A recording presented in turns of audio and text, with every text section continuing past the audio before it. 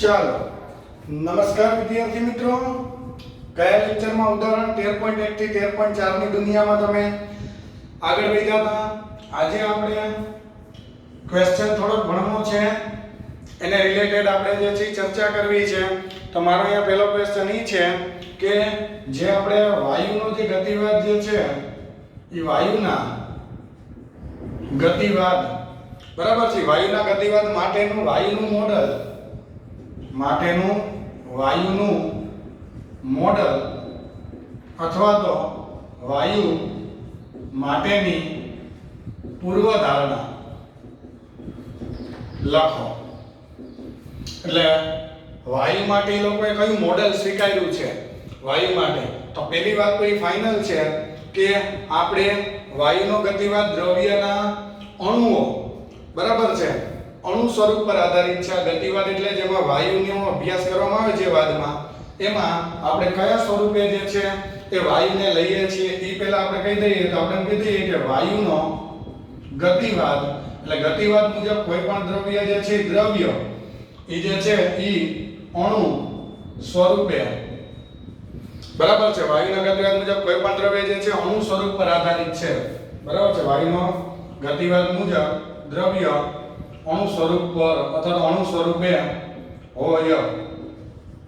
હવે આને સમજવા માટે એટલે કે વાયુના અભ્યાસ માટે લોકોએ અમુક તમારી સમક્ષ જે છે ને એ અમુક નિયમો મૂક્યા છે કે ભાઈ આ આપણે સ્વીકારી લેશું, આ વસ્તુને આપણે જે છે ધારણા તરીકે લઈ લેશું, આ આપણી જે છે એ સ્વીકારવાની વાત છે.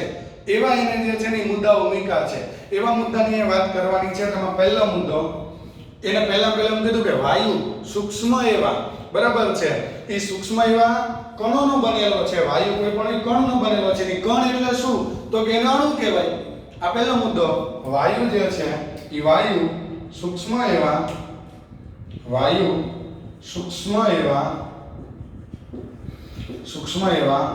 કણનો બનેલો છે જેને વાયુના અણુ પણ કહે છે, બરાબર. હવે એ વાયુમાં જે અણુ હોય, દાખલા તરીકે ઓક્સિજન હોય, તેમાં O2 જોઈ બધા અણુ, તો જ આખો વાયુ ઓક્સિજન કહેવાય એમ.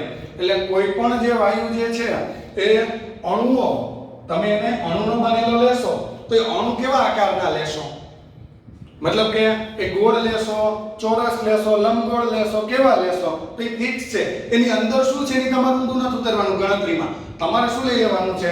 તો કે વાયુના અણુ આંતરિક બંધારણ તમારે નથી જોવાનું. એટલે આંતરિક બંધારણ વિનાના તમારે સીધું શું લઈ લેવાનું? તો કે વાયુના અણુ દ્રઢ ગોળાની માફક વર્તે છે. તમારે આ લઈ લેવાનું છે. આપણી આ ધારણા છે કે ગોળાકાર ગોળા છે એમ. વાયુના અણુ જે છે એ ગોળા ફેંકના જે છે, ગોળા જે હોય ને એવા ગોળા જેવા છે એમ. ગોળ બધા ઘટક કણમય બન્યો છે. એ આપણી બીજી ધારણા છે. ત્રીજી, કોઈ પણ વાયુમાં 2-5 અણુ ન હોય. વાયુ પાત્રમાં તમે વાયુ ભરો ને એટલે તેમાં અણુની સંખ્યા ખૂબ જ મોટા પ્રમાણમાં હોય, બરાબર છે. અને એ પાછા એક સરખા જે અણુનો બન્યો હોય, ઓક્સિજન, તો એને એક સરખા જ અણુ હોય. તો આપણી ત્રીજી ધારણા એમ કહી શકાય કે કોઈ પણ વાયુ ખૂબ જ મોટી સંખ્યાના અણુ ધરાવે છે. એટલે 1-2 અણુ ન હોય કાંઈ એમાં ઘણા બધા અણુ હોય. ખૂબ જ મોટી સંખ્યાના અણુ જે છે એની અંદર રહેલા હોય છે. અને બીજી ખાસિયત આની કે તેના વાયુ સ્વરૂપે જે અંતર તમે ભણ્યા હતા 40 એંગસ્ટ્રોમ, સાઈઝ તો લગભગ 2 એંગસ્ટ્રોમ જ હોય. ખબર નહીં એની ત્રિજ્યા તો 2 એંગસ્ટ્રોમ જ હોય. પણ આમ જગ્યા કેટલી આમ રોકીને બેઠો હોય આમ, અહીંયા સુધીની રોકે, આ તો 2 એંગસ્ટ્રોમ જ હોય. પણ આમ 10 ગણી જગ્યા રોકે આમ, એટલે 20 એંગસ્ટ્રોમ અંતર આવ્યું તો આપણે ભણ્યા હતા 20 એંગસ્ટ્રોમ આમ જગ્યા આટલી આમ રોકીને બેઠો હોય અહીંથી આમ, આટલું સોશિયલ ડિસ્ટન્સ રાખે આમ, આટલું. તો અણુઓ જે છે એ અણુની સરખામણીએ તેમની વચ્ચેનું અંતર ઘણું જ વધુ હોય, લગભગ 10 ગણું. વાયુ સ્વરૂપે તેના અણુની સરખામણીએ તેમની વચ્ચેનું અંતર, તેમની વચ્ચેનું આ જે અંતર જે છે અંતર ઘણું જ વધુ હોય, લગભગ 10 ગણું હોય અંતર. બરાબર છે. આપણી આ ત્રીજી પૂર્વધારણા ગણી શકું આને. અંતર જે છે ને એમની વચ્ચેનું ટૂંકમાં અણુઓ જે છે ને એ ગીચોગીચ ન હોય, એ છૂટા છૂટા હોય. ચોથી ધારણા તે એટલે અણુઓ જે છે ને વાયુના અણુઓ સતત એક જગ્યાએ પડ્યા ન રહીએ. શું કરે ખબર છે? અસ્તવ્યસ્ત ગતિ કરતા હોય. નિરાતે બેહી ન હોગે, સતત અસ્તવ્યસ્ત જે છે એ ગતિ કરતા હોય. ગતિ દરમિયાન પાછા ન્યૂટનના નિયમ નહીં અનુસરે. એવું નહીં કે નહીં અનુસરવાના, કે વાયુના અણુઓ ગતિ દરમિયાન ન્યૂટનના નિયમને અનુસરે. એટલે શું? ગતિ દરમિયાન ન્યૂટનના નિયમને અનુસરે એટલે શું દોસ્તો? એટલે દાખલા તરીકે ગતિ કરતો કોક દિવાલ આરે ભટકાય, કોક અંદરો અંદર ભટકાય, તો એનો વેગ જે છે ગમે એમ ન હોય, પણ ન્યૂટનના ગતિના બીજા અને ત્રીજા નિયમ પ્રમાણે જ હોય. આનો અર્થ શું થાય? એટલે કે અણુ દિવાલ સાથે કે અંદરો અંદર અથડાય ત્યારે વેગ ન્યૂટનના બીજા અને ત્રીજા નિયમ મુજબ મળે. બરાબર છે. જે આપણે અગાઉ સેમેસ્ટરમાં ભણ્યા હતા કે ભાઈ આઘાત ને પ્રત્યાઘાત સમાન મૂલ્યના વિરુદ્ધ દિશામાં હોય, તો એ નિયમ અહીંયા લાગે જે આપણે હમણાં ઉપયોગ કરશું. આ બધી ધારણાઓ આપણે ઉપયોગ કરશું. તો આપણી આ વાયુ માટેની જે છે એ ન્યૂટનના નિયમને અનુસરે એવું આપણે અહીંયા કહી શકીએ. ઓકે. ત્યાર પછી જે છે એ મારી છઠ્ઠી પૂર્વ ધારણા છે કે આ લોકો જ્યારે અંદરો અંદર અથડાતા હોય વિદ્યાર્થી મિત્રો, કોણ? વાયુના અણુ.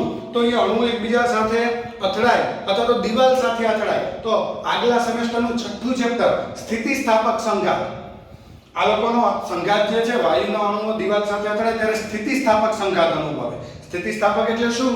અથડામણ બાદ વેગમાનનું તો સંરક્ષણ થાય જ, સાથે કુલ ગતિ ઊર્જા પ્રારંભની અને અંતની સરખી હોય તેને સ્થિતિસ્થાપક સંઘાત કીધું હતું. તો એ ખાસ યાદ રાખજો કે વાયુના અણુ એકબીજા સાથે અથવા તો દિવાલ સાથે સ્થિતિસ્થાપક સંઘાત અનુભવે. સ્થિતિસ્થાપક સંઘાત અનુભવે. તો સ્થિતિસ્થાપક સંઘાત એટલે શું તો તમને ખબર જ હશે. બરાબર છે. તો સ્થિતિસ્થાપક સંઘાત એટલે એમના વેગમાન અને જે છે એ ઊર્જાનું જે છે એ સંરક્ષણ થાય. તો અહીંયા એવું હોય તો લખી દો અમારી પૂર્વધારણા અહીંયા કે સ્થિતિસ્થાપક સંઘાત અનુભવ એટલાનો મતલબ શું? એટલે અથડામણ બાદ વેગમાન અને ગતિ ઊર્જાનું સંરક્ષણ થાય. સાતમી પૂર્વધારણા, એ લોકો અંદરો અંદર જે છે એ અસ્તવ્યસ્ત ગતિ દરમિયાન પોતે અથડાતા હોય ને દિવાલ સાથે અથડાતા હોય. જે અહીંયા સંઘાત સ્થિતિસ્થાપક છે તો એનો મતલબ એ અથડાતા હોય તો હશે તો જ સંઘાત થાય ને. તો આપણે કહી શકાય કે તે ગતિ દરમિયાન સતત એકબીજા સાથે અને દિવાલ સાથે સંઘાત અનુભવે. બરાબર. સંઘાત અનુભવે તો જ શું થાય દોસ્તો? એ સંઘાત અનુભવે તો જ શું થાય? તો જ એની જે છે ને સંઘાત સ્થિતિસ્થાપક જ રહે. એમ સંઘાતની સ્થિતિસ્થાપક રહે એટલે કોઈ જાતના એના સંઘાત દરમિયાન ગતિ અને વેગમાન જે છે બદલાય. અથડામણ પછી ઊર્જા ટોટલ બે ગોળા હોય તો સ્થિતિસ્થાપક સંઘાત એટલે તંત્રનું પ્રારંભિક વેગમાન બરાબર અંતિમ અને તંત્રની પ્રારંભિક ગતિ ઊર્જા બરાબર અંતિમ ગતિ ઊર્જા બીજા સ્વરૂપમાં રૂપાંતર ન થાય, સ્થિતિસ્થાપક સંઘાત એવી અનુભવે. અને છેલ્લું કે એ લોકો આમ ગતિ કરે ને તો જ્યારે દાખલા તરીકે અહીંયા ભટકાય વળી ગતિ કરે તો આ ગતિ માટે જે સમય હોય એ અને અથડાઈને જ્યારે ટચ થાય એકબીજાને અડીને રહીએ એ સંપર્કમાં જે આવે એ સમય એમાં ગતિ થોડી વધારે સમય કરે એટલે આ સમય વધુ હોય ને અડીને અથડાઈને આગળ વધે એ સંપર્કમાં આવી સમય કેવો હોય? ઘણો જ ઓછો હોય. એટલે આપણે કહી શકીએ કે બે ક્રમિક અથડામણ માટેનો સમય તેના સંપર્ક સમયથી વધુ હોય. બે ક્રમિક અથડામણ માટે લાગતો સમય એટલે આની હારે ભટકાય એ દરમિયાન જે છે બે ક્રમિક અથડામણો વચ્ચેનો સમય બે ક્રમિક અથડામણ વચ્ચેનો સમય તેના સંપર્ક સમયથી વધુ હોય, સંપર્ક સમયથી વધુ હોય, બરાબર છે. ટૂંકમાં બે ક્રમિક અથડામણ વચ્ચે જે ગતિ માટે જે સમય લે ને એને બીજા શબ્દોમાં રિલેક્સેશન સમય કહેવાય. એ ગતિ દરમિયાન કંઈક જે છે ને અંતર કાપે, પહેલા કંઈક સમય લે પછી ભટકાય. દાખલા તરીકે એકવાર અહીંથી નીકળો, આટલું અંતર કાપીને ભટકાણો, તો આટલો જે સમય લીધો વળી પાછો ગતિ કરીને અહીંયા ભટકાણો, એ દરમિયાન કંઈક સમય લે અને કહેવાય એનો રિલેક્સેશન સમય. અને એકબીજાને ટચમાં રહીએ, ભટકાઈ ક્ષણ પૂરતા જ અડેલા રહીએ, વળી અડી અને ગતિ ચાલુ કરી દઈએ, એટલે અડેલા રહી સમય ઓછો હોય, ગતિ જે છે એ થોડોક વધુ સમય કરે. સરખામણી 2 કલાક ગતિ કરે એવું નહીં, સરખામણીની વાત કરું છું કે આ ગતિ માટે જે સમય લઈએ એ સરખામણી અહીંયા અડીને વળી પાછો આમ આગળ વધવા માંડે, અને એ ભટકાઈ વળી આમ આગળ વધવા માંડે, તો અહીંયા અડેલો રહી સમય ઓછો હોય, પણ આ ગતિ માટે કેવો સમય લે, વધુ લે એવું તમે કહી શકો. તો આ મારા જે છે એ શું થઈ ગયા, વાયુ માટેની પૂર્વધારણાના આ જે છે મારી વાયુની શું થઈ ગઈ, વાયુની પૂર્વધારણા. પૂર્વધારણા એટલે શું દોસ્તો, હું વાયુ માટે આટલી વસ્તુ જે છે એ સ્વીકારી અને હવે એક સરસ મજાનું જે છે સૂત્ર બનાવીશ. આ વાયુ માટેની આટલી વસ્તુ તમારે સ્વીકારવાની છે કે વાયુ શેનો બનેલો છે, અહીંયાથી અણુનો, ઈ ગોળાની જેમ વર્તે, ઘણા વધારે સંખ્યાના અણુઓનો બનેલો હોય, અસ્તવ્યસ્ત ગતિ કરતા હોય, સતત ગતિ દરમિયાન અથડામણ અનુભવતા હોય, અથડાય ત્યારે ન્યૂટનના નિયમનું પાલન કરે, અથડામણ સ્થિતિસ્થાપક હોય અને અથડામણ વખતે સમય ગતિ માટે જે સમય લે એનાથી ઓછો હોય, અડીને રહે એ સમય ઓછો હોય. થઈ ગયા 8 મુદ્દા એક જ લીટીમાં. તો 8 મુદ્દા છે. ઓકે, હવે વિદ્યાર્થી મિત્રો આને અનુલક્ષીને આપણે એક સરસ મજાનું જે છે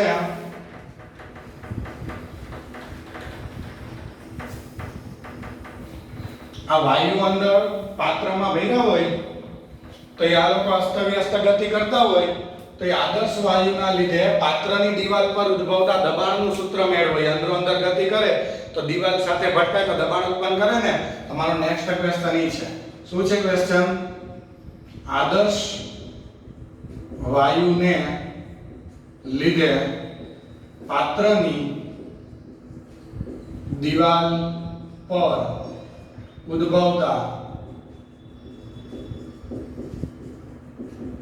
દબાણનું સૂત્ર. તમે કોઈ પણ એક પાત્ર લ્યો, એ પાત્ર ઉપર આ વાયુ અથડાય એની દિવાલ સાથે તો કંઈક દબાણ ક્રિએટ કરશે. કેટલું કરે? બસ એ સૂત્ર તમે મેળવી દો. સાચા. હાલો હવે અહીંયા મારી તમે ધારણાઓ બધી જોજો. પહેલામાં પહેલું હું એક અહીંયા પાત્ર દોરી દઉં છું તમને બ્લેક કલરની માર્કરથી. એક પાત્ર આપણે ધ્યાનમાં લઈ લઈએ દોસ્તો.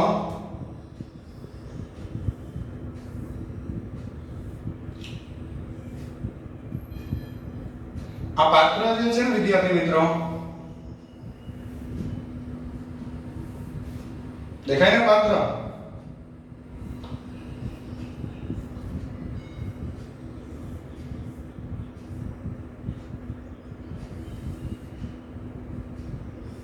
હવે આ પાત્ર જે છે દાખલા તરીકે this one is one of the molecule. આ વાયુ એક અણુ સપોઝ આવી રીતના ગતિ કરીને દિવાલ સાથે અથડાણ. દાખલા તરીકેનો વેગ હતો, વેગના 3 ઘટક હોય vx vy vz. હવે તમે હમણાં જ મને શીખડાવ્યું. પહેલા આના વિશે થોડુંક ઇન્ટ્રોડક્શન લખી દેજે, મારે કઈ ચિંતા નહીં. પહેલા ઇન્ટ્રોડક્શન શું? તો કે આકૃતિમાં L લંબાઈના, આની બધી જ લંબાઈ સરખી છે. આકાર કેવો છે? સમઘન છે. સમઘન એટલે બધી બાજુની લંબાઈ સરખી હોય. તો આકૃતિમાં L લંબાઈના એક સમઘન પાત્રમાં વાયુ ભરેલ છે. એ વાયુના અણુઓ જે છે અંદર ટોટલ કેપિટલ N સંખ્યા છે ને કુલ અણુની, બરાબર છે? વાયુના અણુની સંખ્યા ટોટલ અંદર જે વાયુના અણુ જે છે, વાયુના અણુની સંખ્યા કેપિટલ N છે. અંદર જે વાયુના અણુ ભર્યા છે એની ટોટલ સંખ્યા કેટલી છે દોસ્તો? કેપિટલ N જેટલી છે. દિવાલ જે છે, પાત્રની દિવાલ નું કોઈ ક્ષેત્રફળ પૂછે, પાત્રની દિવાલનું ક્ષેત્રફળ a બરાબર l સ્ક્વેર એટલું કહીએ કે l લંબાઈનું છે એટલે આવું કહીએ કે ઓકે આ દીવાલનું કોઈ ક્ષેત્રફળ પૂછે તો ગમે તે દીવાલ હોય તો l સ્ક્વેર જ આવશે. હવે આ એક મોલેક્યુલ ધ્યાનમાં લ્યો. હું અહીંયા એક અણુનું દર સ્મોલ m ધારું છું. અંદર એક અણુ છે એનું દર સ્મોલ m ધારો. બરાબર એટલે સ્મોલ m એટલે યાદ રાખજો કે મેં કોની માટે સ્મોલ m લીધું છે એક અણુ માટે. ધારો કે કોઈ એક અણુનું દળ અહીંયા ખાસ લખી દઉં છું કોઈ એક વાયુ ઘણા બધા અણુ બને એમાં કોઈ એક અણુનું દળ સ્મોલ m છે. મેં વિચાર્યું અંદર જે વાયુ ભર્યો છે અને કોઈ એક અણુનું દળ જે છે આ કેટલા દળનો અણુ છે સ્મોલ m દળનો અણુ જે છે ને એ મેં વિચાર્યો છે. હવે ધ્યાનથી જોજો એ ગતિ કરતો કરતો દીવાલ સાથે અથડાય છે. દાખલા તરીકે એનો વેગ જે છે એ અથડાઈને આમ થાય એટલે દાખલા તરીકે સ્થિતિસ્થાપક સંજાત હોય તો એનો વેગ y અને z દિશામાં તો અચળીય સ્થિતિસ્થાપક સંઘાત છે એટલે y દિશામાં ગતિ કરતો કરતો આમ ભટકાણો આમ પાછો આવ્યો. એનો વેગ પેલા y દિશામાં આપણે આમ લઈએ ત્રિપરિમાણમાં આમ વેગ હતો. હવે એ ગતિ બાદ x દિશામાં જે છે એ ગતિ કરે સંઘાત સ્થિતિસ્થાપક હોય તો આમ લખીએ કે એનો y દિશાનો વેગ z દિશાનો m ના m અને આમ ગતિ કરી અથડામણ બાદ સ્થિતિસ્થાપક સંઘાત રાખવા માટે એનો માત્ર x દિશામાં વેગ જે છે -vx થઈ જાય. તો અહીંયા હું એમ કહી શકું કે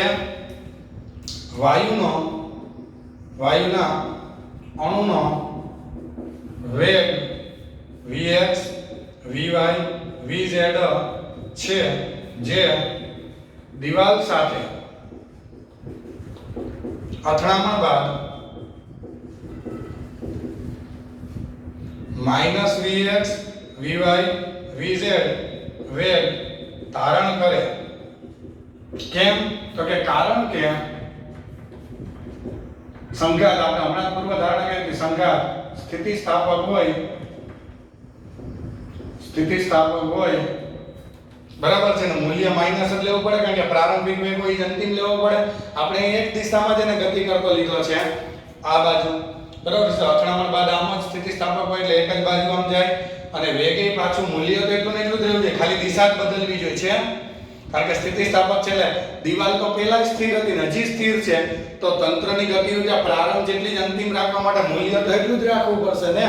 એટલે સંઘાત સ્થિતિસ્થાપક હોય x અને y અને z દિશામાં વેગ અચળ રહે છે જ્યારે એ અથડામણ સ્થિતિસ્થાપક એટલે આમ જાય કોઈ એક બાજુ જાય એટલે x દિશામાં વેગની માત્ર દિશા બદલાય મૂલ્ય એ જ રહે. સ્થિતિસ્થાપક છે એટલે આ મુદ્દો ખાસ મહત્વનો. આપણી પહેલી જ પૂર્વ ધારણા અગાઉ વાત કરી એમાં હતી પૂર્વ ધારણા કે સંઘાત કેવો લેવાનો સ્થિતિસ્થાપક એટલે y અને z દિશામાં વેગ અચળ રહે જ્યારે x દિશામાં માત્ર વેગની દિશા બદલાશે અથવા તો દિશા બદલાઈ છે બીજું નથિંગ એલ્સ. તો આ અણુ ભટકાણો તેના વેગમાનમાં કેટલો ફેરફાર થયો કહેવાય તો એમ કહીએ કે અહીં વાયુના અણુના વેગમાનમાં થતો ફેરફાર. ચાલો વેગમાનમાં થતો ફેરફાર એટલે નિયમ પ્રમાણે કયું વેગમાન આવે અંતિમ એટલે દળ ગુણ્યા વેગ. તો જો y ઘટકો અને z ઘટકોમાં તો કઈ ફેરફાર નથી થતો એટલે વેગમાનમાં વેગના y અને z ઘટકો ફેરફારમાં કઈ કામના નથી એટલે ખાલી કોને લઉં x ઘટકને એટલે x દિશામાં અંતિમ વેગ -vx છે તો અંતિમ વેગમાન આવું આવે. ફેરફાર એટલે માઈનસ પ્રારંભિક તો પ્રારંભિક વેગ vx છે તો વેગમાન mvx આવે કારણ કે ફેરફાર લ્યો તો y અને z દિશાના તો ઘટકો ઉડી જશે કોમા કરી લ્યો તમે તો y અને z દિશાના વેગમાનની સદિશ રાશિ અને ત્રણ ઘટક મળે x ઘટક y ઘટક z ઘટક ફેરફારના આવી રીતના ડેલ્ટા p બરાબર ડેલ્ટા px i કેપ વત્તા ડેલ્ટા py z કે j કેપ વત્તા ડેલ્ટા py k કેપ. એમાં આ કેવું આવશે y દિશાનો વેગમાનનો ફેરફાર 0 z નો પણ 0 x નો તો કે અંતિમ વેગમાન માઈનસ પ્રારંભિક. તો આ રીતના કહી શકું ઓકે. તો એનો મતલબ વાયુના અણુનો વેગમાનનો ફેરફાર કેટલો આવ્યો 2m vx આવ્યો -2m vx. વેગમાન સંરક્ષણનો નિયમ શું કહે છે વેગમાન સંરક્ષણનો નિયમ શું કહે છે તો કે વેગમાન સંરક્ષણના નિયમ પરથી વેગમાન સંરક્ષણનો નિયમ મૂકવો જોઈએ. દીવાલનું વેગમાન શું થાય તો નિયમ પ્રમાણે તંત્રનું પ્રારંભિક વેગમાન હોય એટલું જ અંતિમ રહેવું જોઈએ. ટૂંકમાં પ્રારંભિક જેટલું જ અંતિમ રહેવું હોય તો ફેરફાર જે છે એ ન થવો જોઈએ બેયનો. ટૂંકમાં ફેરફાર થાય તો બેયનો સરખો વિરુદ્ધ દિશામાં હોવો જોઈએ. અંતિમ ને પ્રારંભિક તંત્રનું વેગમાન સરખું રાખવું હોય તો જેટલો આ ફેરફાર કરે એટલો જ ઓલો ફેરફાર દિવાલમાં થાય. એટલે પહેલા જેટલું વેગમાન લે આનો જેટલો ફેરફાર થાય એટલો દિવાલમાં થાય તો પણ કઈ દિશામાં રાખવાનો? વિરુદ્ધ. એટલે બેયની અસર નાબૂદ થાય. પહેલા જેટલું જ વેગમાન થઈ જાય તો એમ કહી શકું કે વેગમાન સંરક્ષણના નિયમ પરથી દિવાલના વેગમાનમાં થતો ફેરફાર, દિવાલના વેગમાનમાં કેટલો ફેરફાર થાય? તો કે નિયમ પ્રમાણે, બેઠી મગજમાં વાત, નિયમ પ્રમાણે આટલો જ. કારણ કે પહેલા જેટલું વેગમાન પછી રાખવું હોય, તંત્રનું પ્રારંભિક વેગમાન બરાબર તંત્રનું અંતિમ, તો પહેલા જેટલું જ વેગમાન રાખવું હોય શું કરવાનું? તો કે આને જેટલો ફેરફાર કર્યો એટલો જ આનો વિરુદ્ધ દિશામાં થાય. એટલે ફેરફાર બેનો એકબીજાના નાબૂદ થઈ જાય. એટલે પ્રારંભિક જેટલું વેગમાન થઈ ગયું કહેવાય. અંતિમે ફેરફાર કાંઈ થયો નથી. પહેલાનો જેટલો થયો એટલો બીજાનો, એટલે પ્રારંભ જેટલું થઈ જાય એકબીજાની અસર નાબૂદ કરે. એટલે તો દિવાલના વેગમાનમાં ફેરફાર આપણને મળી ગયો. હવે અહીંયા જે છે આટલો ડેટા ઉપરથી આપણને આજે માહિતી મળી, અહીંયા લખી નાખો. પહેલી મહત્વની માહિતી એટલી મળી કે એક અણુના લીધે દિવાલના વેગમાનમાં થતો ફેરફાર બરાબર 2m vx. એની ડાઉટ, એની ક્વેશ્ચન? દિવાલના વેગમાનમાં એક અણુ લીધા તો ફેરફાર. હવે મારે દબાણ જોઈએ છે ને, હજી તો આપણે અહીંયા પહોંચ્યા જ નથી. હવે મારું લોજિક તમે જોજો. હવે દોસ્તો હું શું કરું છું? હવે હું ડેલ્ટા ટી સમયમાં અહીંયા કેટલા અણુ ભટકાઈ શોધવા માંગુ છું. કાંઈ એક અણુ તો થોડો ભટકાતો હોય સાહેબ, અહીંયા તો કેટલા અણુ હોય. તો હું શું શોધવા માંગુ છું? હવે ડેલ્ટા ટી સમયમાં દિવાલ સાથે અથડાતા અણુની સંખ્યા.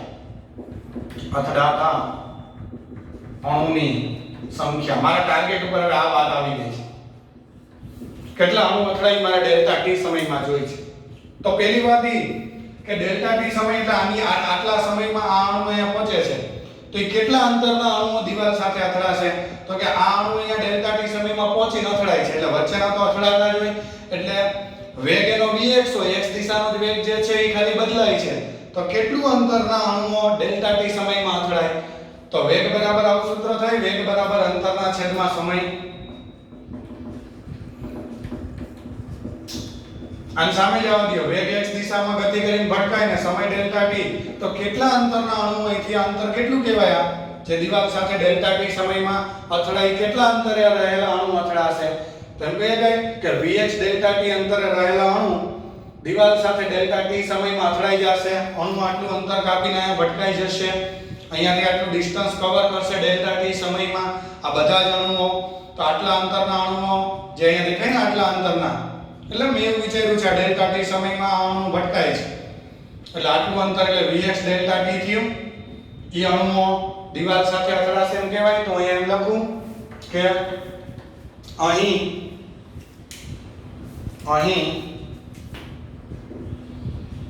vx ડેલ્ટા t અંતરે રહેલા અણુ ડેલ્ટા t સમયમાં દિવાલ સાથે સંઘાત અનુભવશે.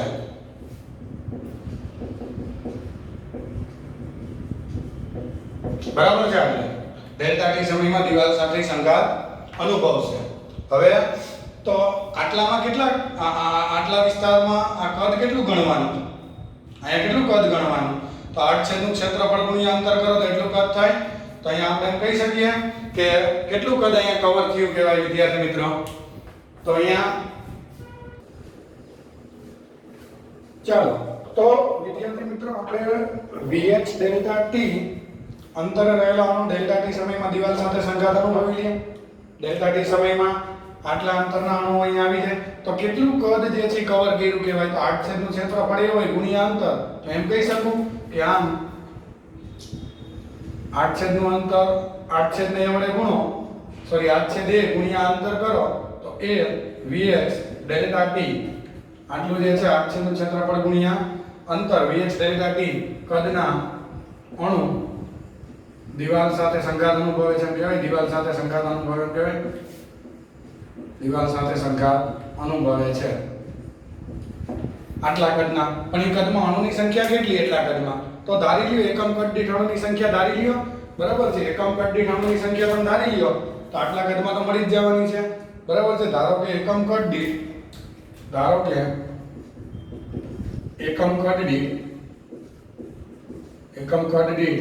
આ ખાસ યાદ રાખજો અણુની સંખ્યા હું ધારું છું એકમ કદ દીઠ અણુની સંખ્યા n જેટલી. એકમ કદ દીઠ અણુની સંખ્યા નામે ધારી તો આપણી પાસે કેટલું કદ છે અમે ધારી લીધું છે. બરાબર છે. તેનો મતલબ એકમ કદ એટલે 1 મીટર ઘન કદમાં અણુ ની સંખ્યા બરાબર સ્મોલ n. તો અહીંયા કેટલું કદ છે avx delta t. avx delta t કદમાં અણુની સંખ્યા બરાબર કેટલી થાય? એવું avx કદમાં અણુની સંખ્યા બરાબર કેટલી? આને સામે જ આવવા દો તો આમ અણુની સંખ્યા જે દિવાલ સાથે ડેલ્ટા ટી સમયમાં સંઘાત અનુભવે આ સામે જાય તો n એ vx ડેલ્ટા ટી થાય અણુની સંખ્યા. જે દિવાલ સાથે સંઘાત અનુભવે એવા અણુની સંખ્યા કેટલી થાય વિદ્યાર્થી મિત્રો? a v n a vx delta T. હવે આ દિવાલ સાથે ડેલ્ટા ટી સમયમાં અનુભવે એમાંથી તમે વિચારો બધાય થોડા દિવાલ સુધી પહોંચી શકે, થોડા અંદરો અંદર અથડાય એમ કહી શકે કે આમાંથી અમુક અણુ અંદરો અંદર સંઘાતને લીધે દિવાલ સુધી ન પહોંચે. આથી દિવાલ સાથે આમાંથી સરેરાશ અડધા અણુ અથડાય તો કેટલાથી આથી દિવાલ સાથે સંઘાત અનુભવતા અણુની સંખ્યામાં અડધા અણુ આના ભટકાય. ટોટલ આટલા અણુ જઈ શકે એમ છે, તાકાત આટલાની છે ડેલ્ટા ટી સમયમાં. એ vx ડેલ્ટા ટી અંતરના એ આ છે એટલે આટલા કદના એકમ કદ દીઠ n. તો આ avx ડેલ્ટા ટી કદમાં n vx અણુ જઈ શકે એમ છે. અહીંયા આટલા આ બધા અહીંયા જઈ શકે એમ છે, પણ જઈ કેટલા શકે? અંદરો અંદર ભટકાય એટલે આના અડધા. તો આથી દિવાલ સાથે સંઘાત અનુભવતા અણુની સંખ્યા જે જઈ શકે એના અડધા એટલે કેટલા થયા? તો કે અહીંયા 1/2 n a vx delta T અડધા અણુ અહીંયા જઈ શકે સરેરાશ. બરાબર છે, અડધા અણુ અહીંયા પહોંચી શકે એમ છે. દિવાલ સાથે સંઘાત અનુભવતા અણુ 1/2 n a vx delta T અડધા અણુ અહીંયા સંઘાત અનુભવે પહોંચે એટલે. તો સંઘાત અનુભવતા અણુની સંખ્યા તમને મળી ગઈ દિવાલ સાથે. હવે જો અહીંયા ડેટા પહેલેથી રેડ માર્કરથી તૈયાર રાખવાનો કે એક અણુ અથડાય તો 2m vx જેટલું વેગમાન દિવાલને મળે. તો આટલા અણુ અથડાય ડેલ્ટા ટી સમયમાં તો કેટલું? તો દિવાલને મળતો હોય વેગમાન મળી જાય. આપણો ટાર્ગેટ અહીંયા રેડ માર્કરથી જલ્દી ગોતી પૂરો. અણુની સંખ્યા આપણે ગણી દીધી તો એનો જવાબ લખી નાખો કેટલી આવી. બરાબર છે. અહીંયા આવે તો અહીંયા એનો આન્સર લખી નાખો કેટલી આવી દિવાલ સાથે અથડામણ અનુભવતા અણુની સંખ્યા. તો કે અણુની સંખ્યાનો આન્સર આવ્યો કેટલા અણુ અથડામણ અનુભવે છે તમારા મતે? 1/2 n a vx delta T અણુ અથડામણ અનુભવે છે એવું તમે કહી શકો. એમાં રાઈટ ઓર રોંગ? તો હવે આ અણુ અથડામણ અનુભવે વિદ્યાર્થી મિત્રો. તો હવે દિવાલને મળતું વેગમાન કેટલું ડેલ્ટા ટી સમયમાં? અહીં આપણો નેક્સ્ટ ટાર્ગેટ થયો. આ પહેલો ટાર્ગેટ પૂરો. બીજો ડેલ્ટા ટી સમયમાં દિવાલને મળતું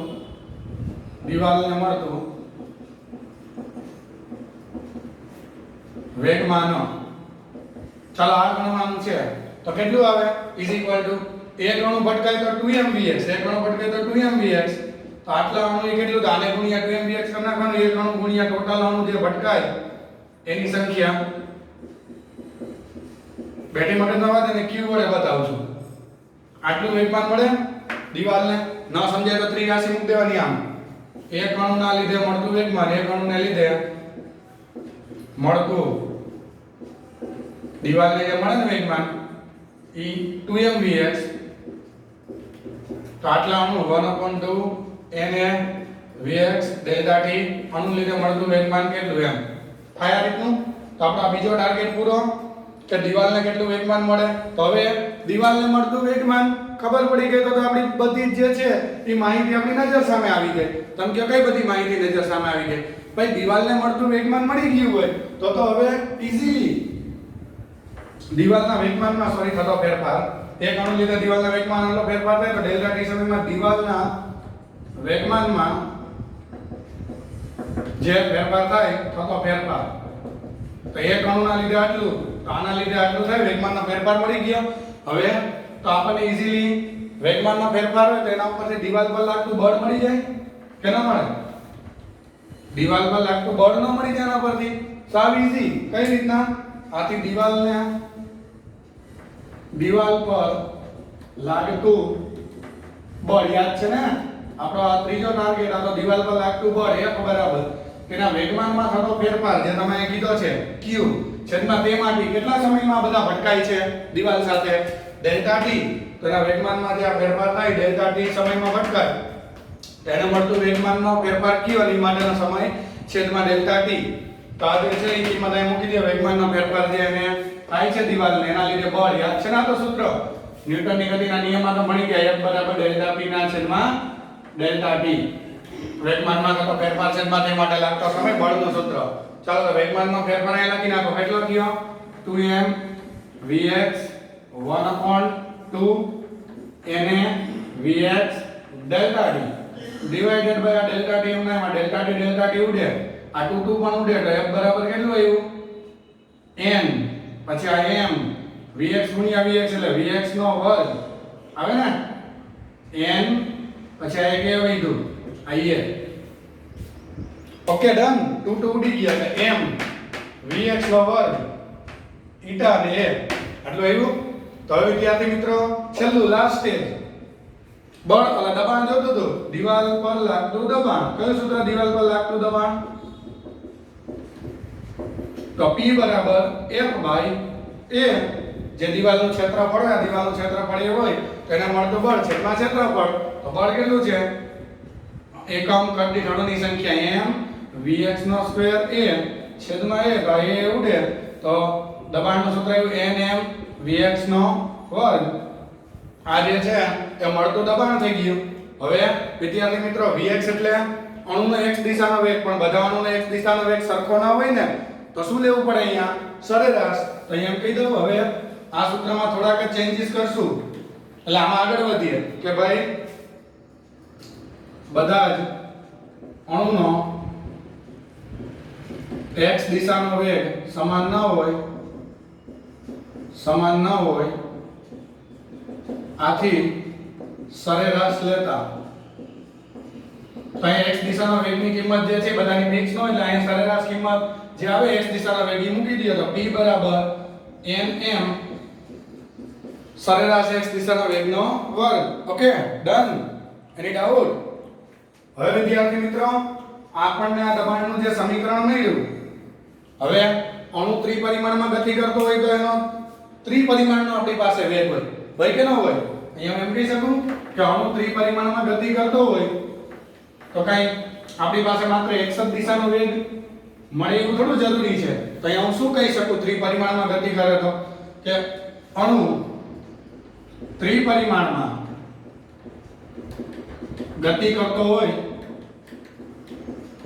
અણુ ત્રિપરિમાણમાં ગતિ કરતો હોય એનો વેગ v બરાબર આમ લખાય x દિશાનો વેગ વત્તા y દિશાનો વેગ વત્તા z દિશાનો વેગ એ ત્રણ અલગ અલગ ઘટકનો બન્યો એનો ટોટલ વેગ ત્રણેય દિશાનો હવે એનું મૂલ્ય તમે વિચારો તો એના ઘટકના વર્ગના સરવાળાના વર્ગમૂળથી આવે મૂલ્ય લ્યો તો આનો વર્ગ કરી નાખો તો વર્ગમૂળ નીકળી જાય તો વેગનો વર્ગ બરાબર x ઘટકનો વર્ગ y ઘટકનો વર્ગ ને z ઘટકનો કોઈ એક અણુનો આવી રીતના ટોટલ વેગ મળે સરેરાશ વેગનું x ઘટક y ઘટક z ઘટક એના ઘટકના વર્ગના સરવાળાનું વર્ગમૂળ દૂર કરો એટલે સામે વર્ગ તો આ ટોટલ એક ઘટકનો આટલો ટોટલ વેગ મળે પણ બધાનો વેગ અલગ અલગ આથી સરેરાશ લઈ લઈએ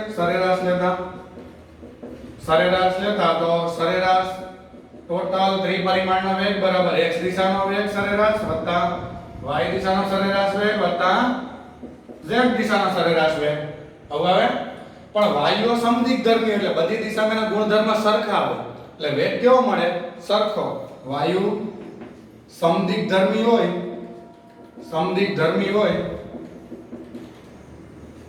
બધી જ દિશામાં વેગ સરખો બધી જ દિશામાં વેગ સરખો હોય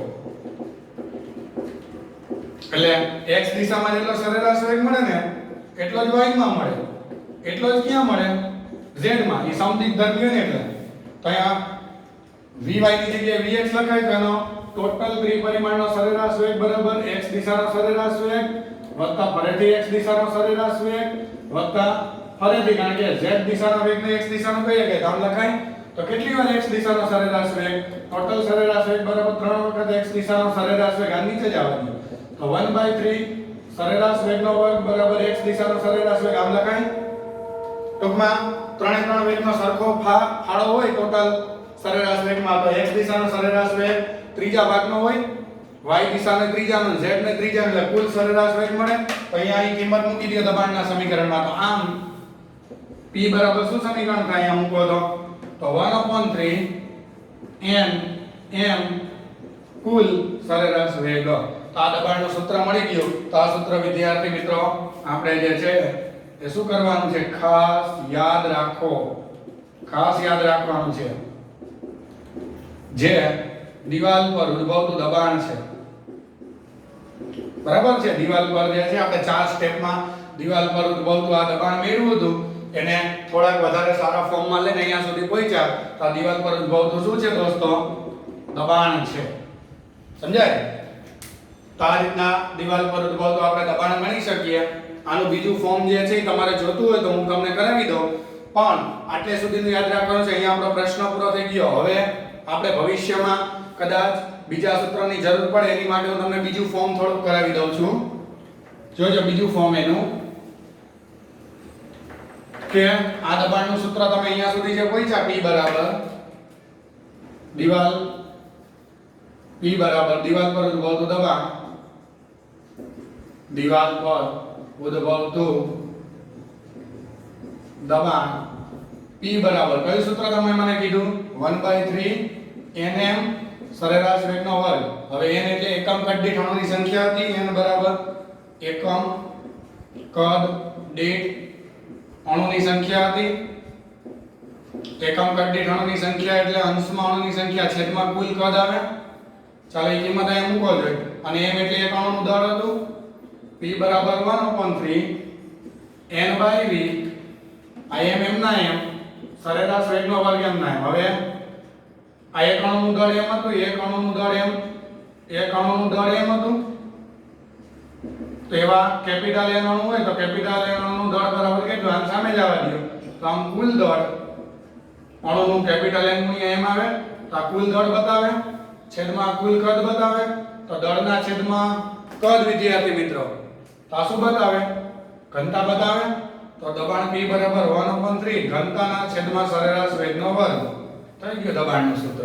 આમે લખાય જ્યાં ρ બરાબર વાયુના અણુની ઘનતા.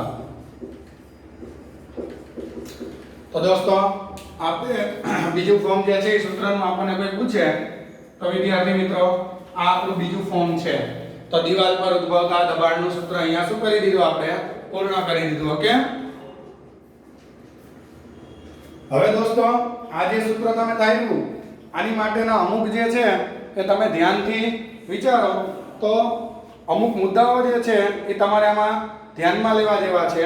હું એની વાત કરું આ દબાણના સૂત્ર માટે જે છે એ ધ્યાનમાં લેવા જેવા મુદ્દા જે છે કયા કયા છે બરાબર છે.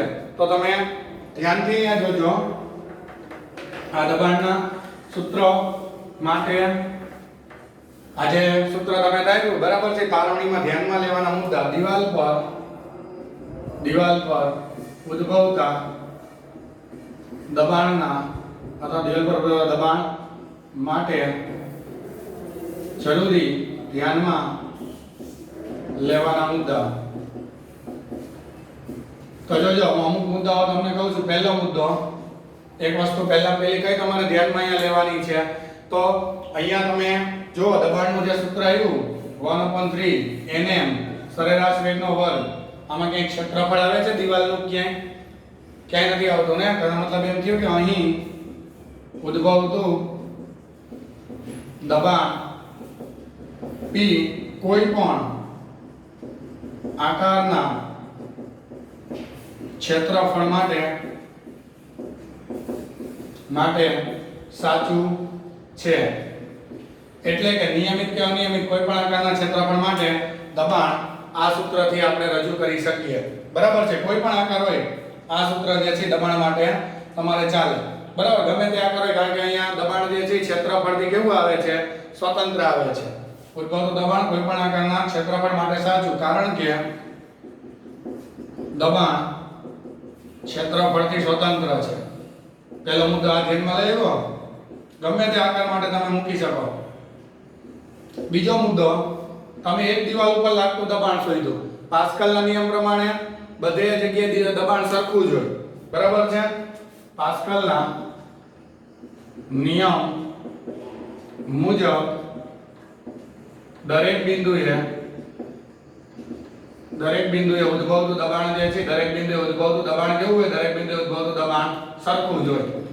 આ જ સૂત્રથી મળે. એક દિવાલ ઉપર ભલે શોધ્યું પણ બધે આટલું જ દબાણ મળે. દરેક બિંદુએ દબાણ કેવું મળે? સમાન જ. એવું નહીં કે એક જ બિંદુએ સાહેબ તમે દિવાલની એક જ જગ્યાએ આમ કરીને આમ આકૃતિ દોરી અને સાહેબ અહીંયા દબાણ શોધ્યું તો શું અહીંયા દબાણ મળે? આપણે 10મા ચેપ્ટરમાં નહોતા શીખ્યા કે દબાણ જે છે દરેક બિંદુએ કેવું હોય? એક સરખું હોય. અને ત્રીજો મુદ્દો, અહીંયા આપણે અંદરોઅંદરની અથડામણને ધ્યાનમાં નથી લીધી. એ તમે ધ્યાનમાં લ્યો તો શું થાય? વેગની અદલા બદલી થઈ જાય અને એના લીધે અણુ જે અડધા પહોંચવાના છે એટલા તો અહીંયા પહોંચે જ. એટલે દબાણના સૂત્રમાં કાંઈ ફેર નથી પડતો. અહીં અણુની અસ્તવ્યસ્ત ગતિ દરમિયાન, પેલા તો અસ્તવ્યસ્ત ગતિ દરમિયાન જે અંદરો-અંદર અથડામણ કરે એ અંદરો-અંદર થતી અથડામણ ધ્યાનમાં લીધેલ નથી, પરંતુ તેનાથી દબાણના આ સરેરાશ દબાણના સૂત્રમાં કંઈ ફરક ન પડે. સરેરાશ દબાણના સૂત્રમાં કંઈ ફરક ન પડે. ધ્યાનમાં નથી લીધું તો ધ્યાનમાં લીધું કંઈ ફરક ન પડે. શું કામ? કારણ કે એ અથડામણ દરમિયાન સ્થિતિસ્થાપક સંઘાત અનુભવે એટલે એકબીજાના વેગને અદલા બદલી કરી લે એટલે ટોટલ વેગમાં મારે કોઈ ફરક ન પડે. એટલે એ ધ્યાનમાં ન લીધી હોય કે લીધી હોય, મારા દબાણના સૂત્રમાં કંઈ ફેર ન પડે. એટલે મારે ટૂંકમાં દિવાલ પર ઉદ્ભવતું દબાણ જે છે એ આટલું ને આટલું જ રહે. એટલે આ કોઈ પણ આકાર માટે સાચું છે, કારણ કે ક્ષેત્રફળ તો આમાં આવતું નથી. બીજું, ગમે તે દિવાલ ઉપર આટલું જ દબાણ મળે, કારણ કે પાસ્કલના નિયમ પ્રમાણે દબાણ બધે સરખું હોય. અને વાયુઓની ગતિને અહીંયા અંદરોઅંદરની અથડામણ કે બીજી અથડામણ ધ્યાનમાં નથી લીધી. ભલ્યો તો ફેર ન પડે, કારણ કે એ અથડાય તો વેગની અદલા બદલી કરે, સ્થિતિસ્થાપક સંઘાત હોય. એટલે મારો વેગ તો જે અહીંયા વાયુનો રહેવાનો છે સરેરાશ એટલો જ રહેવાનો છે. એટલે અહીંયા એનું કારણ કહી દઈએ આ ત્રીજા મુદ્દાનું.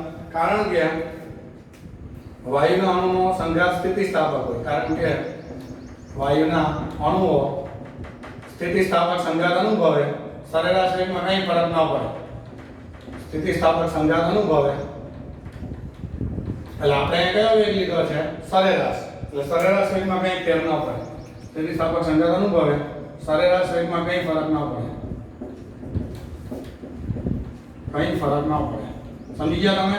સરેરાશ વેગમાં કંઈ અહીંયા ફરક પડતો નથી વિદ્યાર્થી મિત્રો. ઓકે, તો આ વાત હતી આપણી સ્થિતિસ્થાપક સંઘાતના મુદ્દાની.